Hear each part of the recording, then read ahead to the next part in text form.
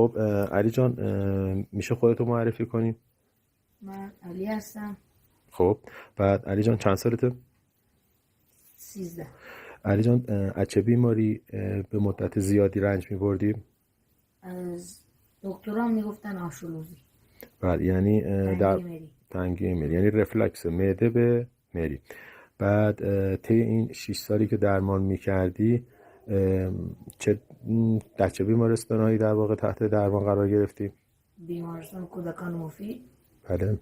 امام خمینی. امام خمینی. بعد چه اقداماتی انجام دادن؟ عمل کردن و سرم زدن. میتونم جای عملتو نشون بدی؟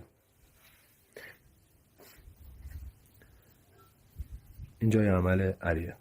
خب علی جان، بعد از عمل خوب شدی؟ نه. بعد دوز داروها و داروهایی که میخوردی چه و چه عمل چه کارهای و اقداماتی دیگه بعد از آن انجام دادن توی بیمارستان؟